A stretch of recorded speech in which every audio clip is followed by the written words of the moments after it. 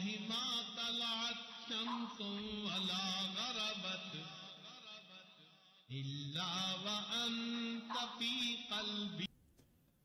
سبحان ربي الأعلى. اللهم صل على سيدنا محمد وعلى آل سيدنا محمد وبارك وسلم. رب کریم، جن دن بچے بچیوں کا نکاح ہوا، اس نکاح کو دونوں طرف کے والدین کے لیے خوشیوں کا سبب بنا، دونوں طرف کے گھرانوں کے لیے عزتوں کا سبب بنا۔ اے اللہ، ان زوجین کو بری نظر سے محفوظ فرما، برے اثر سے محفوظ فرما، جنگتونے سے محفوظ فرما، حاسدوں کے حسد سے محفوظ فرما، اپنی رحمتوں کی پشت پناہی نصیب فرما۔ رب کریم، اپنی رحمتیں اور اپنی مددیں ان کے شامل حال فرما۔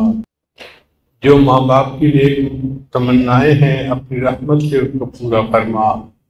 اللہ، ان زوجین کو ایک دوسرے کی قدر کرنے کی توفیق عطا فرما، ان کو ایک دوسرے کے شر سے محفوظ فرما اور ان کو خیر کے اوپر جمع فرما، نفس و شیطان کے مکر و فریب سے محفوظ فرما، شریعت کے معاملے میں ایک دوسرے کا معاون بنا، نیکی تقوی والی زندگی نصیب فرما۔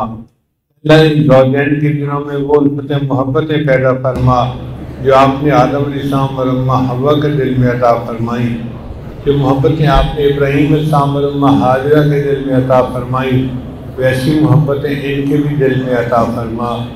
جو محبتیں آپ نے نبی علیہ السلام اور اماں صدیقہ کے دل میں عطا فرمائیں، اے اللہ ویسی محبتیں ان کے دلوں میں بھی عطا فرما۔ اللہ، ہماری ان دعاؤں کو اپنی رحمت سے قبول فرما، جو مانگا عطا فرما، جو مانگنا چاہیے تو نہیں مانگ سکے وہ بھی عطا فرما۔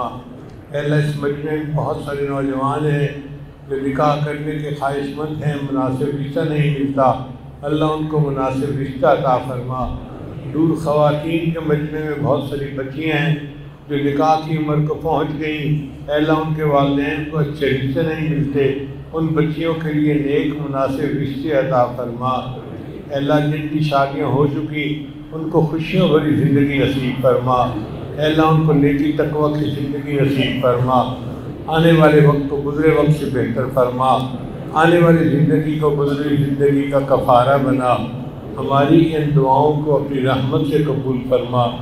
ربنا تقبل منا انک انت السمیع العلیم تب علینا انک انت التواب الرحیم۔ صلی اللہ تعالی علی حبیبہ سیدنا محمد وآلہ واصحابہ اجمعین برحمتک یا ارحم الراحمین۔ سب کو مبارک ہو۔